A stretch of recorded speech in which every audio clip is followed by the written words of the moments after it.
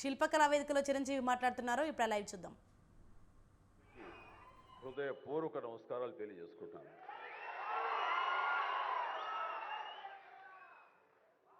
నాకు నిజంగా మా ఇంట్లో అడిగారు, పద్మ విభూషణ్ అవార్డు అనౌన్స్ చేయగానే చాలా ఆనందంగా ఎంత ఆనందపడుతున్నారు ఏంటంటే, నిజంగా పద్మభూషణ్ అవార్డు వచ్చినప్పుడు నాకు ఉన్న ఆనందం అంతా ఇంత కాదు. కానీ ఈ నేల తర్వాత ఇప్పుడు ఈ పద్మ విభూషణ్ అవార్డు వచ్చినప్పుడు నిజంగా అంత ఉత్సాహం లేదు. ఏదో వచ్చింది, సంతోషం, గౌరవంగా స్వీకరించాలి, ఎంత ప్రజాభిమానం అని అనుకుంటూ ఉన్నాను. కానీ ఆ తర్వాత తరలి వచ్చేటువంటి వివిధ ప్రాంతాల నుంచి మనుషులు కానివ్వండి, వ్యక్తులు, అభిమానులు, సినిమా పరిశ్రమ నుంచి కానివ్వండి, రకరకాల అసోసియేషన్స్ కానివ్వండి, అలా ఎంతోమంది రాజకీయ ప్రబుద్ధులు కానివ్వండి, అందరూ గత వారం రోజులుగా ఎడతెరిపి లేకుండా వాళ్ళు ప్రశంసలు కురిపిస్తున్నారంటే ఆ ఆనందం ద్విగుణీకృతమైంది. ఎంతో ఉద్వేగానికి ఎంతో ఇదిగా అయ్యింది. అవార్డు ఇవ్వని అభిమానం, అవార్డు ఇవ్వని ఉత్సాహం, ప్రోత్సాహం మీ కరతాళ ధ్వనుల ద్వారా, మీ ప్రశంసల ద్వారా ప్రతి ఒక్కళ్ళు మనసారా ఆశీర్వదిస్తుంటే చాలు, ఈ జన్మ, ఇది పూర్వజన్మ సుకృతం, ఎప్పుడో చేసుకున్న పుణ్యఫలం, మా అమ్మానాన్నలు వాళ్ళకి జన్మించేందుకు వాళ్ళు చేసిన పుణ్యఫలం నాకు ఈ విధంగా సంక్రమించిందంటూ నేను నిజంగా మనసు స్పందించి అలా భావిస్తాను. అదే మీ ముందు ఉంచుతున్నాను. ఇక నాకు తెలిసి ప్రప్రథమంగా అవార్డులు అనౌన్స్ చేసిన వెంటనే ఒక ప్రభుత్వం స్పందించి వారికి ఈ రకంగా సన్మానం చెయ్యాలి అనే భావం రావటం అన్నది బహుశా ఎప్పుడు జరగలేదు. ఇదే మొట్టమొదటిసారి జరిగింది. దానికి ప్రధానమైన కారణం యువకులు, డైనమిక్ లీడర్ మన ముఖ్యమంత్రి రేవంత్ రెడ్డి గారు, అలాగే వాళ్ళ సహచర మంత్రి వర్యులు, వీళ్ళందరూ ఒక్కడిగా అనుకుని స్పందించిన మనసుతోటి మన వాళ్ళని మనం గౌరవించుకోకపోతే ఎలాగ గౌరవించుకోవాలి అంటూ అన్నది నిజంగా చెప్తాను. సభాముఖంగా వారికి నా హృదయపూర్వక ధన్యవాదాలు తెలియజేస్తాను. అంటే సన్మానాలకి ఇక్కడ నేను కానీ, మన వెంకయ్యనాయుడు గారు కానీ, ఇతర పద్మ అవార్డీస్ కానీ ఎవరు కొత్త ఏం కాదు. వాళ్ళు రకరకాలుగా విధాలుగా వాళ్ళు సన్మానించబడుతూ ఉంటారు. కానీ సరిగ్గా ఇలాంటి సమయంలో ప్రభుత్వం ముందుకు రావడం అన్నది వారు ఈ కళాకారులకి, కళలకి వారు ఇస్తున్న ప్రాముఖ్యతకి నిజంగా మనస్సు స్పందించి నేను నా అభినందనలు తెలియజేస్తున్నాను. ఇందులో భాగంగా నిన్న మొన్న ముఖ్యమంత్రి గారు అనౌన్స్ చేశారు, ఇక్కడ నంది అవార్డ్స్ అనేవి ఒకప్పుడు ఇస్తూ వచ్చాము. నంది అవార్డ్స్ అనేది తర్వాత అదేదో గత చరిత్రలాగా అయిపోయి మాకు అందరికీ చిన్న డిసప్పాయింట్మెంట్ ఉంది అటు ఇరు రాష్ట్రాల్లో కూడా. అరే, కళాకారులు ఇంత నెగ్లెక్ట్ చేస్తున్నారు, ఇంత నిర్లక్ష్యపరుస్తున్నారు, ఎందుకు ఉత్సాహపరచట్లేదు? అది పెద్ద గొప్ప విషయం కూడా కాదు అది. అండ్ అది ఇస్తే కనుక చాలామంది చాలా ఉత్సాహం ఉంటుంది, ఆ ప్రోత్సాహంతో మరింత ముందుకెళ్తారు. తద్వారా ఎన్నో సినిమాలు కానీ, నాటకరంగం కానీ ఇవన్నీ అభివృద్ధి చెందుతాయి. తద్వారా ఎంతోమందికి ఎంప్లాయ్మెంట్ కానివ్వండి, ఎంతోమంది ప్రోత్సాహం కళాకారులు ఇంకొంచెం రావడం కానివ్వండి. ఆ రకంగా ఈ రోజును చూస్తే కనుక మన సినిమాలు ప్రపంచవ్యాప్తంగా ముందుకెళ్తున్నాయంటే అలాంటి ప్రోత్సాహం, అలాంటి ఉత్సాహం ఉండబట్టే. సో ప్రభుత్వ పరంగా కూడా అలాంటివి ఉంటే కనుక ఇది మరింత ముందుకెళ్ళడానికి అవకాశం ఉంది. అది గుర్తెరిగి ఈ రోజున ఆ అవార్డులు మళ్ళీ మనం రెజ్యూమ్ చేస్తాం, మళ్ళీ తిరిగి మళ్ళీ ఇస్తామని ఆ నిర్ణయం తీసుకోవటం, దానికి పేరు ప్రజాగాయకుడు. జీవితం అంతా కూడా రెవల్యూషనరీగా మార్పు తీసుకురావాలని ప్రయత్నించే నిరంతర శ్రామిక కళాకారుడు శ్రీ గద్దర్ గారు. గద్దర్ గారి పేరున అవార్డులు ఇవ్వటం అన్నది ఎంతో సముచితం, ఎంతో ఆనందం, ఎంతో ముదాహం. అలాంటి నిర్ణయం తీసుకున్నటువంటి మా ముఖ్యమంత్రి రేవంత్ రెడ్డి గారికి, వారి సహచర్యులకి నేను మనస్ఫూర్తిగా నా హృదయ ధన్యవాదాలు ఈ సభాముఖంగా తెలియజేస్తున్నాను.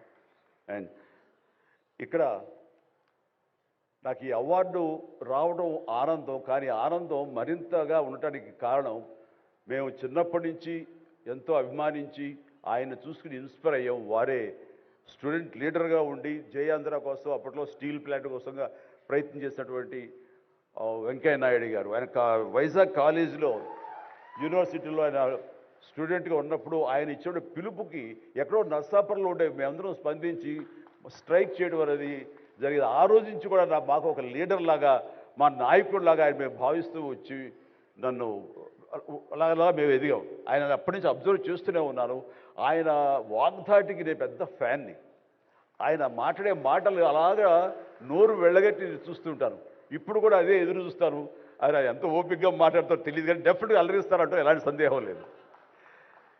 సో ఆ రోజు నుంచి ఈ రోజు వరకు కూడాను ఆయన రాజకీయంగా ఒక హుందాతనంతో రియల్ స్టేట్స్మెన్ ఇన్ పాలిటిక్స్ అన్నది ఆయన నిర్మాణాత్మకంగా అలా ముందుకెళ్తూ ఈ రోజున అత్యున్నతమైన పొజిషన్ మాజీ ఉపరాష్ట్రపతిగా ఆయన నిర్వహించి తన బాధ్యతలు చేశారు. కానీ ఆయన ఎప్పుడూ మదనపడుతుంటారు. నాతో కూడా ఆయన షేర్ చేసుకున్నారు.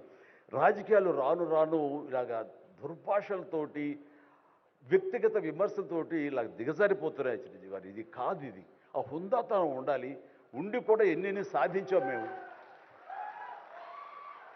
అది ఇదవుతున్నట్టు ఎంత మదన పడుతున్నారంటే వన్ కూర్చున్నప్పుడు ఆయనతో నాతో చెప్పినప్పుడు ఇప్పుడు కూడా అలాగే అయిపోతుంది. అలా అవ్వకుండా ఉంటే బాగుంటుంది అంటే అలాంటి అవ్వకుండా ఉంటే బాగుంటుందన్న ప్రయత్నంలో నేను కూడా మిమ్మల్ని ఇన్స్పిరేషన్గా తీసుకుని నేను వెళ్ళినవాడేనండి. కానీ ఆ ధాటికి ఆ మాటలకి మాట పడటం మాట అనటం ఇది నా వల్ల కాదు, మీలాగనే. కాబట్టి నేటి రాజకీయాల్లో మనం అన్ఫిట్ అంటారా, లేకపోతే మనలాంటి వాళ్ళు ఇలాగా ఎగైన్ ప్రతిసారి ప్రతి చోటని చెబుతూ ఉంటే ప్రజలు వాళ్ళు మోటివేట్ అయ్యి అలా దుర్భాషలాడి రాజకీయంగా వ్యక్తిగతంగా విమర్శ చేసే వాళ్ళని కానీ తిప్పి కొట్టగలిగితే ఖచ్చితంగా మీరనుకున్నది నేను అనుకున్నది జరిగి తీరుతుందండి. ఒక వాజ్పేయి గారు ఆ రోజుల్లో స్టేట్స్మెన్ అంటారు. ఆయనలాగా మళ్ళీ అంత హుందాతనం మళ్ళీ మనం ఈ రోజున మనం వెంకయ్యనాయుడు గారిలో చూస్తున్నాం. అయితే ఆయన రాజకీయంగా కొంచెం విశ్రమించారు కాబట్టి ఈ రోజున ప్రజలే ఆలోచించుకోవాలి. అలాగా నోరు జారే వాళ్ళని దుర్భాషలాడుతూ వ్యక్తిగత విమర్శలు చేసే వాళ్ళని తిప్పికొట్టే విధంగా నిర్ణయించే శక్తి మీకే ఉన్నది, మీరే నిర్ణయించుకోవాలని చెప్తున్నారు. ఈ రోజున రకరకాల రంగాలకు సంబంధించినటువంటి గొప్ప గొప్ప వ్యక్తులు వాళ్ళు నాకు గుర్తింపు వస్తుందా రాదా అని కాదు, అది వాళ్ళ ఇంట్రెస్ట్ కొద్ది. ఈ రోజున ఇక్కడ ఒక్కొక్కరు శిల్పకళాకారులు ఉన్నారు, అలాగే కొన్ని ఆర్ట్ ఫార్మ్స్ ఆఫ్ విలేజ్ రూరల్కి సంబంధించిన వాళ్ళు ఉన్నారు, సమయ గారు ఇట్లాగా అలాగే రకరకాల కవులు ఉన్నారు. వీళ్ళందరూ కూడాను ఆ పని చేసుకుంటూ వెళ్ళిపోయి అదే మా జీవితం అదే మా ధ్యేయం అంటూ అలా ముందుకు వెళ్ళిపోయే దీంట్లో ఈ రోజున ప్రభుత్వాలు గుర్తించి వాళ్ళకి పద్మశ్రీ అవార్డులు ఇవ్వటం అన్నది, పద్మ అవార్డుతో గౌరవించుకోవడం అన్నది ఈ సందర్భంగా నేను వాళ్ళ గుర్తించినటువంటి భారత కేంద్ర ప్రభుత్వానికి నేను మనస్ఫూర్తిగా నా అభినందనలు తెలియజేస్తాను, నా సంతోషాన్ని వ్యక్తపరుస్తాను. దీనికి మరీ ముఖ్యంగా మన ప్రియతమ నరేంద్ర మోడీ గారు ప్రధానమంత్రి, ఆయన దీన్ని గుర్తించి అలాగా ఇవ్వడం జరిగింది. ఇక్కడ ఒక విషయం చెప్పొచ్చో చెప్పకూడదో తెలియదు, కానీ ఒక విషయం చెప్తాను. మధ్యాహ్నం నాకు అవార్డు మీకు ఇవ్వాలనుకుంటున్నాము, మీకు మీ కన్ఫర్మేషన్ కానీ మీ యొక్క ఆమోదం మాకు తెలియాలంటూ హోమ్ డిపార్ట్మెంట్ నుంచి ఫోన్ వచ్చినప్పుడు ఒక షాకు లోన్ అయ్యాను. అప్పటికి ముందు నుంచి స్పెక్యులేషన్స్ ఉన్నాయి, కానీ నాకు ఇవన్నీ కూడా వస్తాయి లేవో అనే దాని మీద ఎప్పుడో మీమాంస ఉండేది నాకు. వాళ్ళు చెప్పగానే సంతోషించాను.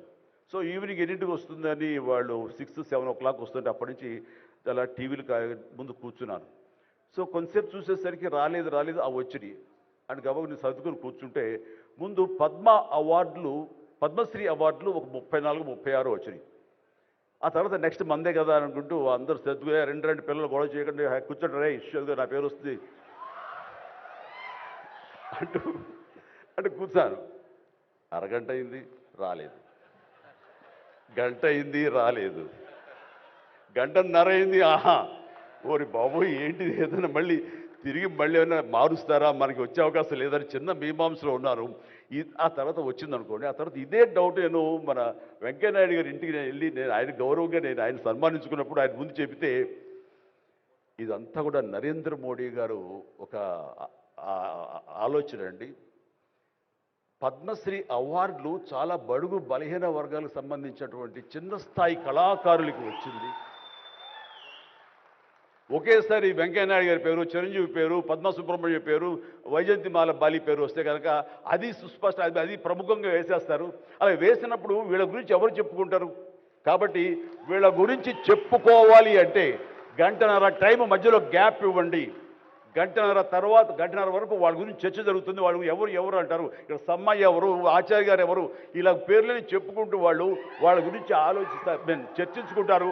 వాళ్ళకి గుర్తింపు వస్తుంది. అది రిజిస్టర్ అయిన తర్వాత దెన్ చిరంజీవి వెంకయ్యనాయుడు గారు నాకు ఇష్టం అన్నారు.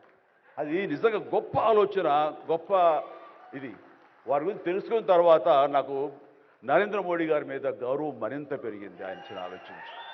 సో ఇలాంటి సన్మానం జరగటం అన్నది నాకు నిజంగా అత్యంత గౌరవంగా భావిస్తాను. నా జన్మ సార్థకమైందని భావిస్తున్నాను.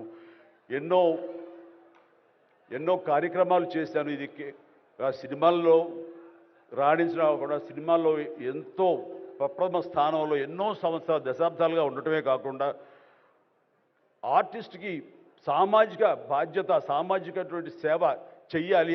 అది నేను అనుకోను కాదు, ఏమీ కాదు, నాకు అనిపించి నా అభిమానులు అందరూ కలిపి వాళ్ళు ఎంతసేపటికి సినిమా థియేటర్లకో వాల్ పోస్టర్లకో పాలాభిషేకాలకో వీటి కొట్టుకోవడాలు వీటికి ఉండేటటువంటి కల్చర్ని మనం మార్చాలి అనే ఉద్దేశంతో వీళ్ళందరూ శక్తివంతులు. ఇలాంటి శక్తిని అన్గైడెడ్ మిస్సైల్లా ఉండకుండా దీని అన్నింటి ఛానలైజ్ చేస్తే కనుక వీళ్ళ చేత సత్కార్యాలు మనం చేయించుకోవచ్చు అనే భావం నాకు లేట్ 90s వచ్చింది. అందులో భాగంగా ఆ రోజున బ్లడ్ దొరకక ఎంతోమంది మరణిస్తున్నారని తెలిసిన తర్వాత ఇంతమంది ప్రజానీకం ఉండి కేవలం బ్లడ్ అనేది హాస్పిటల్లోనో లేకపోతే ఫార్మస్యూటికల్స్లోనో దేడు దొరకదు మనకి. అది మనిషి ఇంకో మనిషికి ఇస్తేనే దొరుకుతుంది. అలాంటిది మనుషుల్లో ఇన్స్పైర్ చేయక వాళ్ళు స్పందింపచేసే విధంగా ఎవరు ముందుకు రాక జరుగుతుంది. కాబట్టి నేను ఎందుకు చేయకూడదు? నా అభిమానులు అనేవాళ్ళు ఎస్ ప్రాణం ఇస్తామంటారు. ప్రాణం వద్దు, రక్తం ఇవ్వండి అంటూ నేను 25 సంవత్సరాల క్రితం ఇక్కడ బ్లడ్ బ్యాంక్ పెట్టిన తర్వాత ఈ ఉత్సాహం ఏమైనా పొంగులాగా ఉండి తర్వాత చల్లబడిపోతుందా అని అనుకున్నాను. కానీ లేదు, ఒక జీవనదిలాగా సాగుతూనే ఉంది.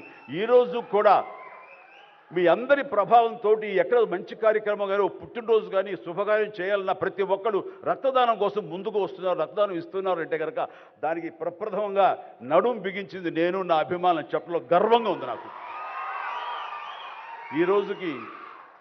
అలాగే మన కరోనా క్రైసిస్ వచ్చినప్పుడు బయటికి వెళ్ళే అవకాశం లేదు, ఉపాధి లేదు, ఇంట్లో కట్టుబడి ఉండాలి. ఇలాంటి పరిస్థితుల్లో వాళ్ళందరికీ నిత్యావసర వస్తువులకు చాలా కష్టపడిపోతారు అనుకున్నప్పుడు నా ఇతర మిత్రుల సహాయ సహకారాలతోటి నేను పెద్ద ఎత్తున వాళ్ళకి 4 నెలల పాటు మన ఇళ్లలో తినే హై క్వాలిటీ గ్రాసరీస్ నేను వాళ్ళకి అందివ్వడం జరిగింది. అది వాళ్ళు బయటికి రాలేరు, పోలీసులు వాళ్ళు చాలా స్ట్రిక్ట్గా ఇంటికే పరిమితం చేస్తారు, ఏం తింటారు. అప్పుడు నా అభిమానులు నేను ప్రోత్సహించి వెళితే నా అభిమానులు ప్రతి ఇంటికి వెళ్ళి ఆ బ్యాగ్స్ ఇచ్చేవాళ్ళు. అది గొప్పగా నాకు ఎంతో సంతృప్తి ఇచ్చింది. అలాగే ఆక్సిజన్ దొరకని పరిస్థితుల్లో, ప్రభుత్వాలు కూడా చేయలేని పరిస్థితుల్లో, హాస్పిటల్స్ అన్నీ కూడా చేతులు తీసిన పరిస్థితుల్లో నేను నా మిత్రుల సహకారంతో నేను స్వయంగా నా అభిమానులతో వారం రోజుల్లో 32 ప్లేసెస్లో ఈరోజు ఆక్సిజన్ అందివ్వడం జరిగింది. అలాగే కాన్సన్ట్రేటర్స్ ఇవ్వడం జరిగింది.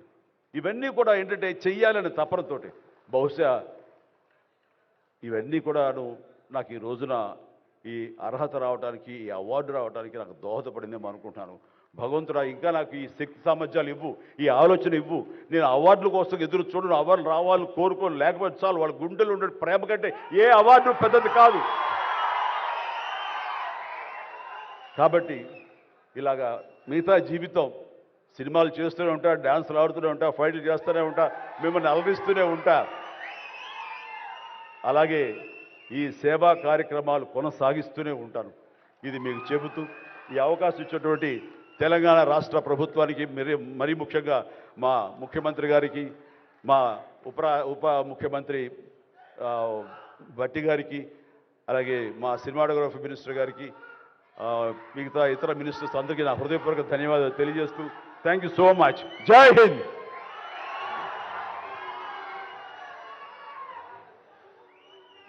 సిఎస్ఆర్ అన్న 3 అక్షరాలకి కార్పొరేట్ సోషల్ రెస్పాన్సిబిలిటీ అన్న ఫుల్ ఫామ్ అందరికీ తెలుసు. కానీ ఇది చిరంజీవి సోషల్ రెస్పాన్సిబిలిటీగా మలచి అది రక్తదానమైన, నేత్రదానమైన, కరోనా సమయంలో అయినా స్పందించే హృదయం ప్రధానం అని తెలియజేసిన వారికి ధన్యవాదాలతో గౌరవనీయులైన మంత్రివర్యుల సందేశాలు ఉంటాయి. I request honourable minister for revenue, housing, అలాగే ప్రజా సంబంధాల శాఖ మంత్రులు పొంగులేటి శ్రీనివాస్ రెడ్డి గారి సందేశం. సభాధ్యక్షులు సహచార మంత్రివర్యులు కృష్ణారావు గారికి, పెద్దలు గౌరవనీయులు రాష్ట్ర ముఖ్యమంత్రి వర్యులు రేవంత్ రెడ్డి గారికి, మాజీ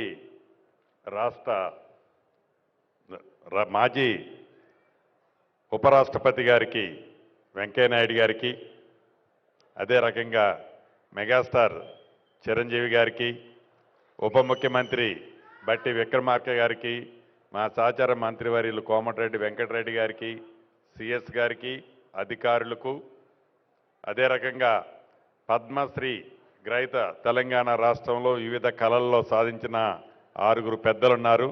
వారందరికీ, వేదిక మీద ఉన్న అధికారులు, వేదిక మీద ఉన్న ప్రేక్షకులందరికీ మనస్ఫూర్తిగా హృదయపూర్వక నమస్కారం.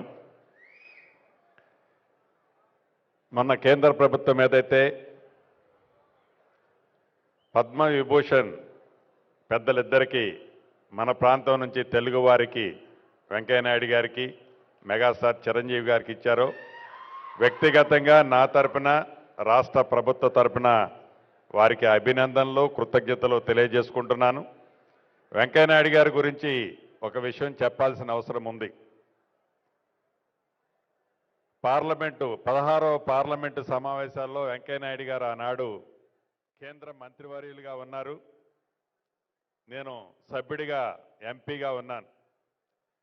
ఈ పార్లమెంటు సమావేశాలు జరిగేటప్పుడు జనం అంటే సభ్యులమైన మేము అనేక కారణాల చేత ఆ సమావేశాల్లో ఆ హాల్లో ఎవరికి తోచింది వారు మాట్లాడుతుంటాం.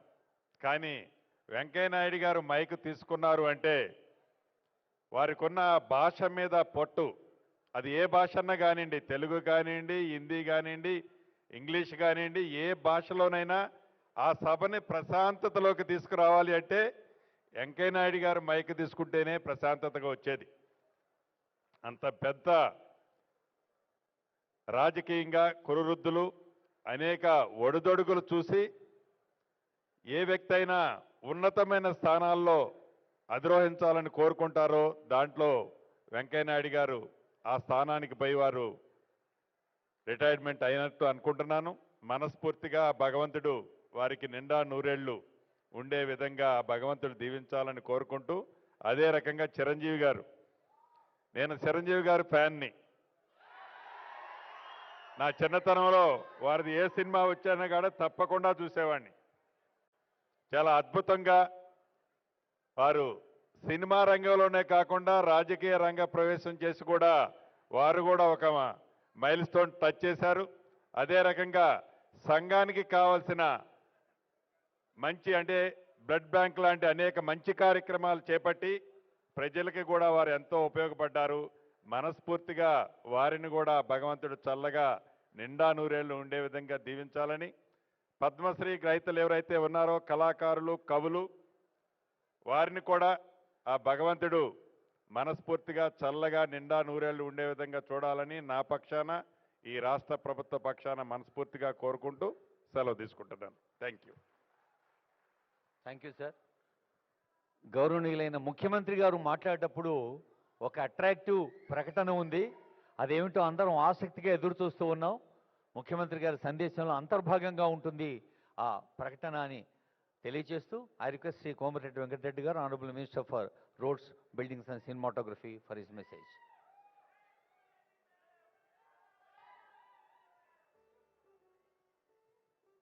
పద్మ అవార్డ్ ఫంక్షన్స్ సభాధ్యక్షత వహించిన మిత్రుడు జుబ్బల కృష్ణారావు గారు, మన ప్రియతమ ముఖ్యమంత్రి వర్యులు ఇంత మంచి కార్యక్రమాన్ని ఏర్పాటు చేసి పద్మ విభూషణ్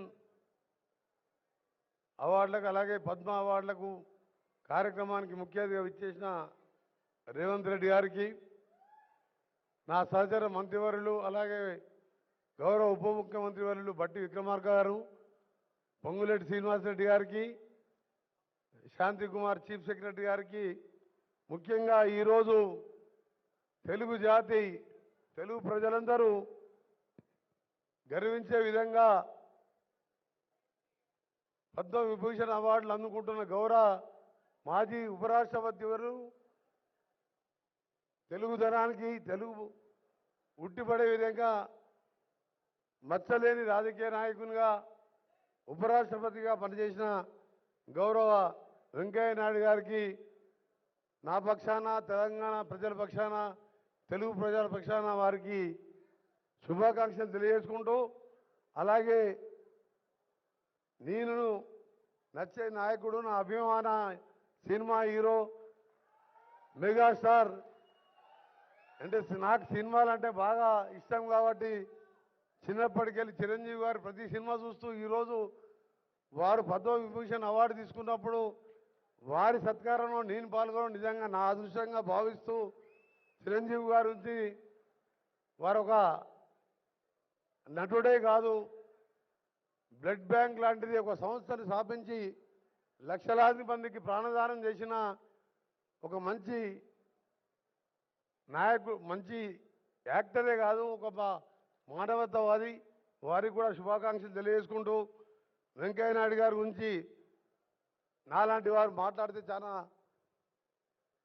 మంచి మనిషి కాదు ఎందుకంటే మహోన్నతమైన వ్యక్తి మచ్చలేని నాయకుడు తెలుగు రాష్ట్రాలలో వారితో పాటు ఇటీవలనే కీర్తి చేసిన మన జైపాల్ రెడ్డి గారు ఇలాంటి నాయకుల గురించి చెప్పాలంటే నిజంగా మన అదృష్టం తెలుగు జాతిది తెలుగు నేలది వారు రాజకీయాలే కాకుండా స్వర్ణ భారతి ట్రస్ట్ స్థాపించి ఎంతో మందికి సేవలు అందిస్తున్న వెంకయ్య నాయుడు గారికి మరొకసారి శుభాకాంక్షలు తెలియజేసుకుంటూ వారు నిన్న నూరేళ్ళు ఆరోగ్యంగా ఉండాలని భగవంతుని ప్రార్థిస్తూ అలాగే ఈరోజు ఇంకా ఇతర పద్మశ్రీ అవార్డులు అందుకున్న కళాకారులు ముఖ్యంగా మా జిల్లాకు మా గ్రామానికి మా పక్క గ్రామానికి చెందిన మా గురువర్యులు కూరెళ్ళ విఠలాచారి గారికి ముందుగా పాదాభివందనం తెలియజేసుకుంటూ నారుతో పాటు ఆనందచారి గారు కొండప్ప గారికి ఉమా మహేశ్వరి గారికి గడ్డం సమ్మయ్య గారు కితాబత్ సోమాలాల్ గారికి వీరందరూ కూడా నా పక్షాన మా ప్రభుత్వం పక్షాన శుభాకాంక్షలు తెలియజేసుకుంటూ రాబో కాలంలో మా తెలంగాణ ప్రభుత్వం నూతనంగా ఏర్పడ్డ ప్రభుత్వం ఇటీవలనే మా గౌరవ ముఖ్యమంత్రి గారు అవార్డులు ఇచ్చే కార్యక్రమాన్ని గద్దర్ పేరుగా మార్చి మరొక తెలుగు సినిమా ఇండస్ట్రీని కానీ తెలుగు కళాకారులకు కానివ్వండి తెలంగాణలో ప్రోత్సహించడానికి అన్ని విధాలుగా అండగా ఉంటుందని చెప్పి సినిమాటోగ్రఫీ మంత్రిగా మీ అందరూ కూడా హామీ ఇచ్చుకుంటూ మరొకసారి పద్మవిభూషణ్ అవార్డు తీసుకున్న గౌరవ వెంకయ్య నాయుడు గారికి మా హీరో మా అభిమాన నాయకుడు చిరంజీవి గారికి మరొకసారి శుభాకాంక్షలు అందరికీ నమస్కారం థ్యాంక్ యూ వెరీ మచ్ ధన్యవాదాలు గౌరవ మంత్రివర్యులకు ధన్యవాదాలు చెబుతూ ముఖ్యమంత్రి గారు మొన్న అడవి తల్లికి నిలయమైన నాగోబా అక్కడ అడవి బిడ్డలతో మాట్లాడుతున్నప్పుడు ఉప ముఖ్యమంత్రి గారి గురించి ఒక మాట అన్నారు, మన భట్టి గారు వట్టిగా రారు గట్టిగా సాయం చేస్తారు అని. అలాంటి తెలంగాణ రాష్ట్ర ఉప ముఖ్యమంత్రి వర్యులు గౌరవనీయులు భట్టి విక్రమార్క మల్లు గారి సందేశం.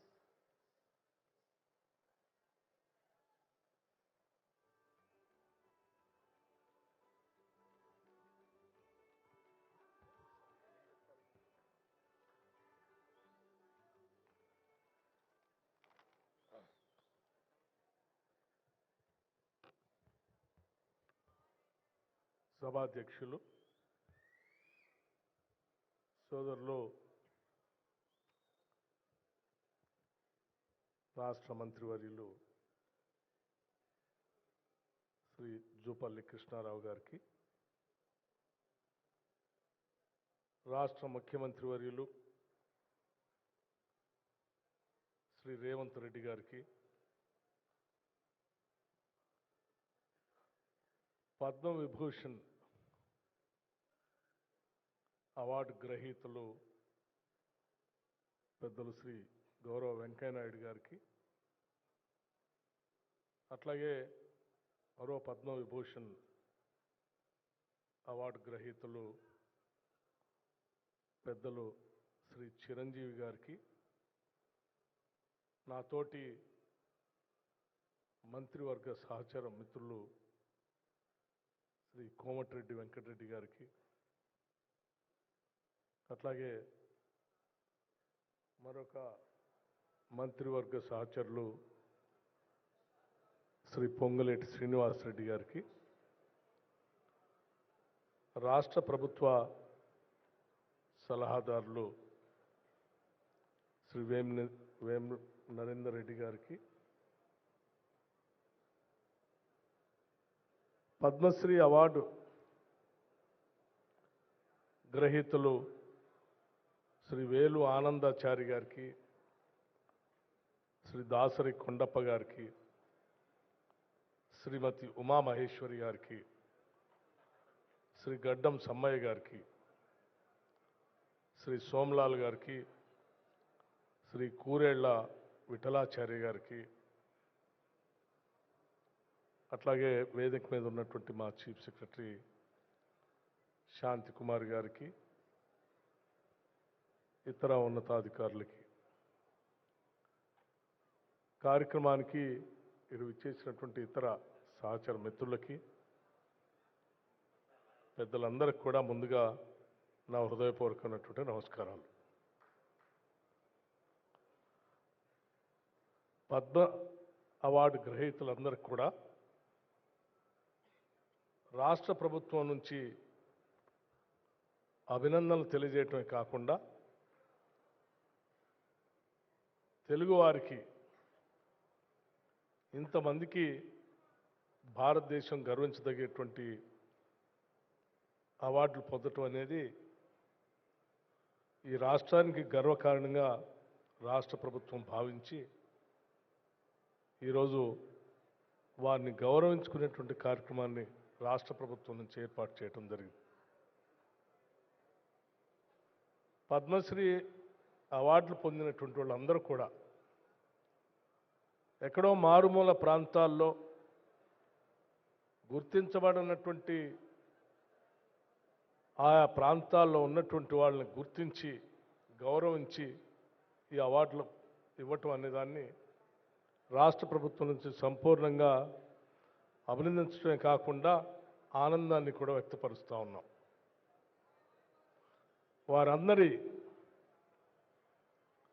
నైపుణ్యం, కళా నైపుణ్యం, ఒక్కొక్క రంగాల్లో వారికి ఉన్నటువంటి విశిష్టతని గుర్తించి ఈరోజు భారత ప్రభుత్వం వారందరినీ గౌరవించింది. వారందరికి కూడా రాష్ట్ర ప్రభుత్వం నుంచి మనస్ఫూర్తిగా అభినందనలు, గౌరవపరమైనటువంటి సన్మాన కార్యక్రమాన్ని ఈరోజు ఏర్పాటు చేసుకోవటమే రాష్ట్ర ప్రభుత్వం యొక్క ప్రధాన బాధ్యతగా భావించి మేము ఈరోజు కార్యక్రమాన్ని ఏర్పాటు చేశాం.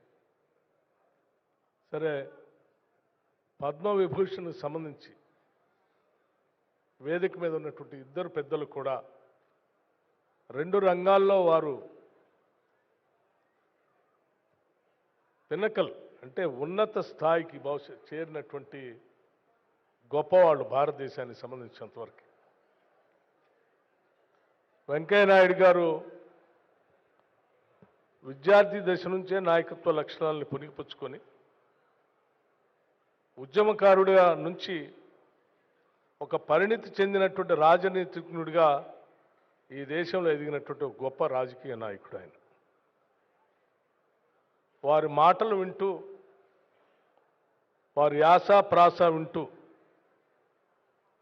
ఓ ప్రతిపక్ష నాయకుడిగా సంఖ్యాబలం లేకపోయినప్పటికి కూడా శాసనసభలో ప్రజా సమస్యలపైన ఏ రకంగా మాట్లాడవచ్చో వెంకయ్యనాయుడు గారు ఉపన్యాసాలు వింటే చాలా స్పష్టంగా మనందరికీ అర్థమవుతుంది. రాజకీయాల్లో ప్రతిపక్షంలో ఉన్నా, ప్రభుత్వంలో ఉన్నా కానీ చెప్పాలనుకున్నటువంటి అంశాలని ముక్కుసూటిగా స్పష్టంగా, అంటే భాషలో ఎక్కడ కూడా తిట్ల పురాణానికి తావు లేకుండా వేలెత్తి చూపించినటువంటి నాయకుల్లో బాగా స్పష్టంగా కనపడే నాయకుడు మనకి వెంకయ్యనాయుడు గారు.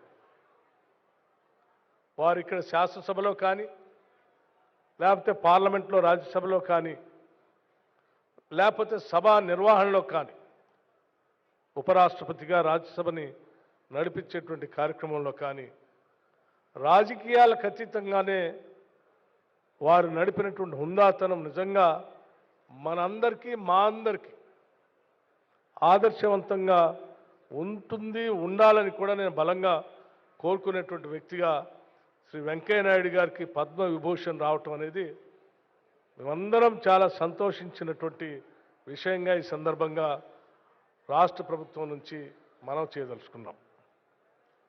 అలాగే వెంకయ్య నాయుడు గారు మాట్లాడుతూ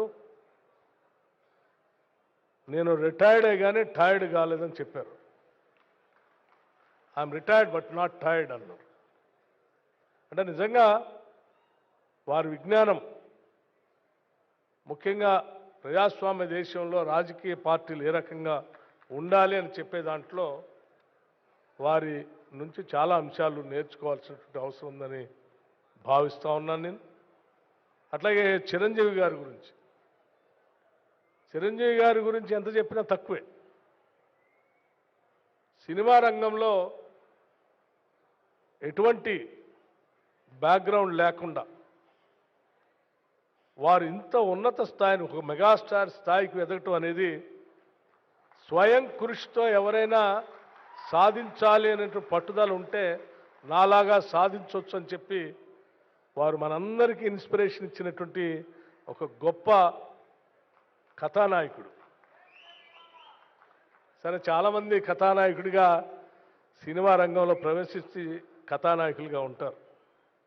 కానీ చిరంజీవి గారు కథానాయకుడిగానే కాదు, విలన్గా, క్యారెక్టర్ ఆర్టిస్ట్గా రకరకాలైనటువంటి క్యారెక్టర్ చేస్తూ అంతిమంగా కథానాయకుడిగా తిరుగులేని మెగాస్టార్గా ఈ దేశంలో ఎదిగినటువంటి ఏకైక హీరో ఎవరైనా ఉన్నారంటే అది చిరంజీవి గారు అనుకుంటున్నాను. సమాజంలో ఉన్నటువంటి అనేక పాత్రలు, స్వయం కృషి లాంటి సినిమాలో కానీ, ఊరికిచ్చినటువంటి మాటల్లో ఒక కథానాయకుడి పాత్ర కానీ, లేకపోతే రకరకాల, అంటే సమాజాన్ని స్ఫూర్తిగా తీసుకొని ముందుకు నడిపించడానికి పనికొచ్చేటువంటి అనేక పాత్రలు పోషించి వారు గొప్ప స్థాయికి ఎదిగారు. వారితో ఆనాటి ఉమ్మడి సభలో శాసనసభ్యుడిగా పనిచేసేటువంటి అవకాశం, అదృష్టం మా అందరికి కలగటం, నిజంగా చిరంజీవి గారు తెలుగు ప్రజలందరికీ కూడా ఒక గొప్ప కథానాయకుడికి కాదు, ఒక విలువలతో కూడినటువంటి కథానాయకుడిగా నేను చూస్తూ ఉన్నాను. వారు కథానాయకులు సరే వారి ప్రైవేట్ జీవితంతో ఆ ఫ్యాన్ ఫాలోయింగ్తో పోతూ ఉంటారు. కానీ చిరంజీవి గారు తను అదే కాదు, సమాజానికి కూడా ఏదో సేవ చేయాలనేటువంటి ఆలోచనతో, సేవాభావంతో బ్లడ్ బ్యాంక్ దగ్గర నుంచి మొదలు పెడితే అనేక గుప్తదానాలు కూడా చేస్తూ వారి సమాజానికి ఎన్నో కార్యక్రమాలు చేస్తూ ఉన్నారు. ముఖ్యంగా మదర్ తెరీసా గురించి వారు చెప్పినటువంటి మాటలు కానీ, ఆ విగ్రహావిష్కరణ చేయాలని వారు చూపించినటువంటి పట్టుదల కానీ, అవన్నీ చూస్తూ ఉంటే I have to give something to this society అని చెప్పి వారిలో కనపడేటువంటి తృష్ణ తప్పనిసరిగా ఈ రాష్ట్రంలోనే కాదు, దేశంలో ఉన్నటువంటి కథానాయకులందరూ కూడా వారిని ఆదర్శంగా తీసుకొని ముందుకు పోతే ఈ సమాజానికి చాలా మేలు జరుగుతుందని నేను భావిస్తూ ఉన్నాను. వారికి వచ్చినటువంటి పద్మ విభూషణ్, ఇంకా ఇటువంటి అవార్డులు ఎన్నో, దేశం గర్వించదగినటువంటి కథానాయకుడు ఆయన, వారికి ఇంకా ఎన్నో అవార్డులు ఇటువంటివి రావాలని నేను మనస్ఫూర్తిగా కోరుకుంటూ, అట్లాగే చిరంజీవి గారికి, అట్లాగే వెంకయ్య నాయుడు గారు ఇద్దరు కూడా, వారిద్దరి జీవితాలు మనందరికీ రోల్ మోడల్స్. రెండు రంగాల్లో, అటు రాజకీయ రంగంలో, ఇటు సినీ రంగంలో, అన్ని రంగాల్లో కూడా వారిద్దరి జీవితాలు ఆదర్శం అని చెప్పి మీ అందరికీ నేను మనవి చేస్తూ, నేను మరొకసారి ఈ పద్మ అవార్డు గ్రహీతలందరికీ కూడా నేను మనస్ఫూర్తిగా అభినందనలు తెలియజేస్తూ, వారికి సన్మానం చేసేటువంటి ఈ కార్యక్రమంలో అవకాశం రావటం కూడా మా అదృష్టంగా నేను భావిస్తూ ముగిస్తూ ఉన్నాను. Thank you. నమస్కారం. ధన్యవాదాలు సార్. ఆంగ్లం అందం పెరుగుతుంది, హిందీ హుందాతనం పెరుగుతుంది, మరి తెలుగు హాయిగా పులకరిస్తుంది. త్రిభాషా యోధులు, అందరికీ ఆమోదయోగ్యులు మన పూర్వ ఉపరాష్ట్రపతి గౌరవనీయులు వెంకయ్య నాయుడు గారి సందేశం.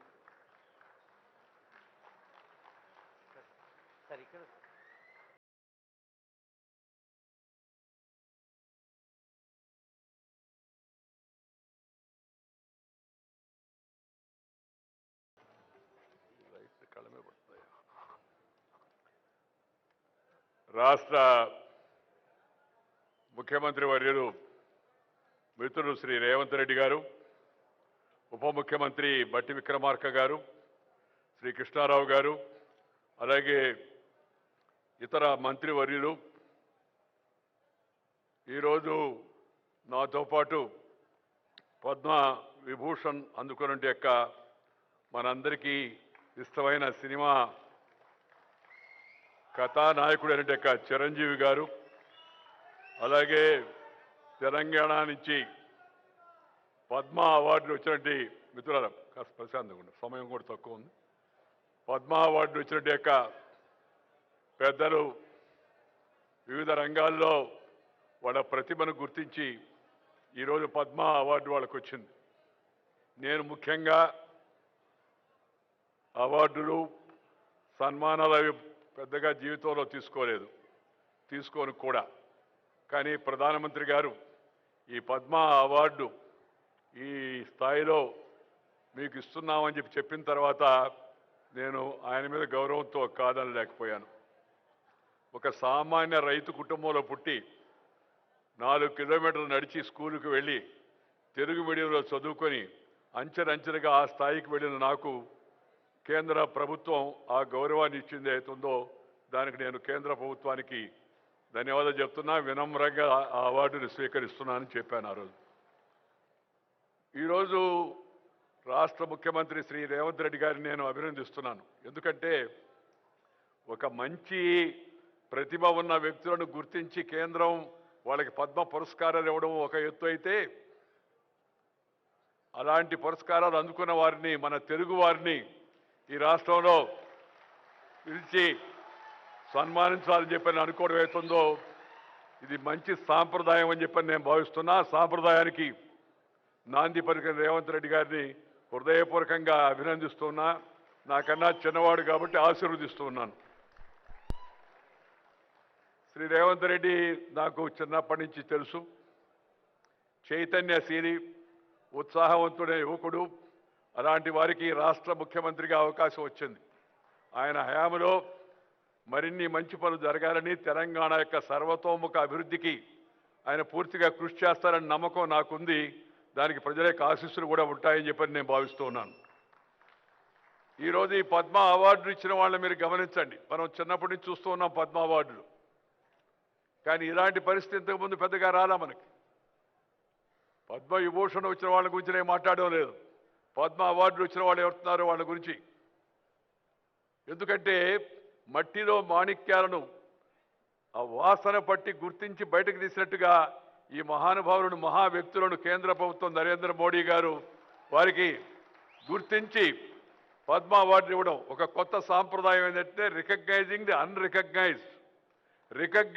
అన్రికగ్నైజ్డ్, గుర్తింపు పొందని వ్యక్తులకు గుర్తింపునివ్వడం అనే కార్యక్రమం కింద ఈ మంచి సాంప్రదాయాన్ని చేపట్టారు.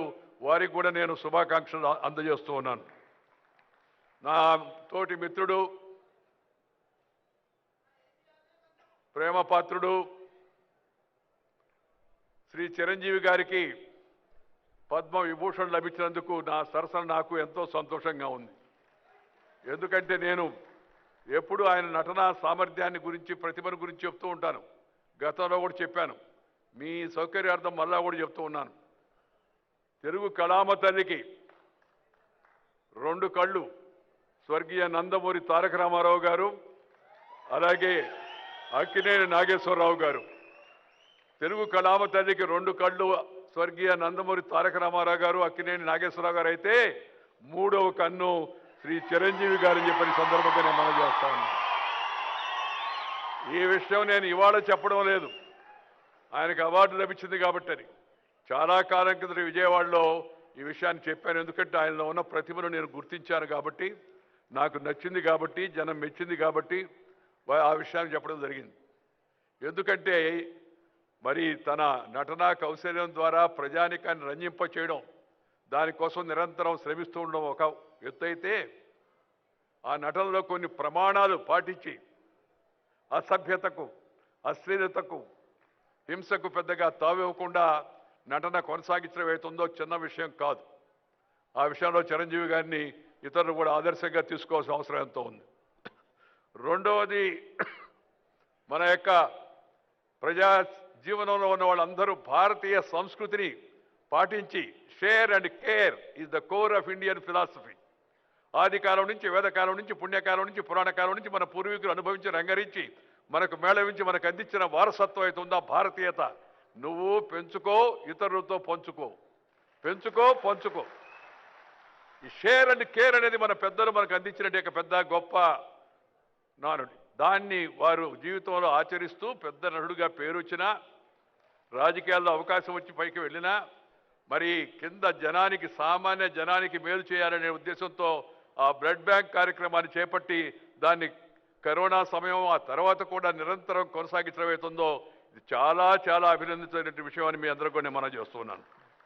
అందుకని సహజంగా వారికి ఈ అవార్డు వచ్చిందని తెలిస్తే నాకు చాలా సంతోషం వేసింది. మిత్రులారా, నేను పెద్దగా ప్రసంగించాను, సమయం కూడా చాలా ఎక్కువైంది, కాలాతీతమైంది. ఒకటి ఒకటి ఒకటి ఒకటి ఒకటి ముఖ్యమంత్రి గారిని నేను అభినందించాను, ఇందాక కేంద్ర ప్రభుత్వాన్ని అభినందించాను, ఈ పద్మ అవార్డు వాడు ఇచ్చిన అందరిని అభినందించాను. జీవితంలో పట్టుదల ఉంటే, కృషి ఉంటే ప్రతి ఒక్కరు కూడా ఉన్నత శిఖరాలకు చేరుకోవచ్చు అనేది ఈ యొక్క అందరి యొక్క జీవితాల గురించి మనం కొత్త యువతరం, నవతరం తెలుసుకోవాల్సిన విషయాన్ని మీ అందరికి కూడా మనం చేస్తూ ఉన్నాను. కృషి, అందువల్ల ప్రతి ఒక్కరికి జీవితంలో క్రమశిక్షణ, సమయ పాలన, మాట తప్పకుండా ఉండడం, నీతి నిజాయితీ, ఇతరులతో తనకు వచ్చిన దాన్ని పంచుకోవడం అవుతుందో అలవాటు చేసుకుంటే తప్పనిసరిగా జీవితంలో యువతరం కూడా పైకి వస్తారని చెప్పని నేను ఈ సభలో ఉన్న యువకులకే కాకుండా రాష్ట్రంలో ఉన్న యువకులందరూ కూడా నేను ఈ సందర్భంగా నేను మనవి చేస్తూ ఉన్నాను. అలాంటి అవకాశం వస్తుందంటే ప్రయత్నం చేస్తే వస్తుంది. మనం ఇష్టపడిన పనిని కష్టపడి చేస్తే నష్టపడేది లేదు అనేది నా యొక్క భావన. ఇష్టపడిన పనిని కష్టపడి చేస్తే నష్టపడేది లేదని. ఈ వయసులో కూడా ఇలా ఉత్సాహంగా ఉండి ఇంత ఉరకరెత్తిచ్చేట్టుగా నటన చేయడం అంటే చిన్న విషయంగా, దాని వెనక ఎంత శ్రమ ఉందో, రోజు ఎంత బాధలు పడుతుంటారో, ఎంత ఇబ్బంది పడుతూ ఉంటారో నటులు మనం అర్థం చేసుకోవచ్చు. బట్ శ్రమ, ఆ శ్రమ అది ఇష్టపడిన శ్రమ. ఇష్టపడిన శ్రమని కష్టపడి చేస్తే నష్టపడేది లేదు, మంచి గుర్తింపు వస్తుంది. దానికి వారి యొక్క జీవితం కూడా ఒక ఉదాహరణ చెప్పని సందర్భంగా నేను మనవి చేస్తా ఉన్నాను.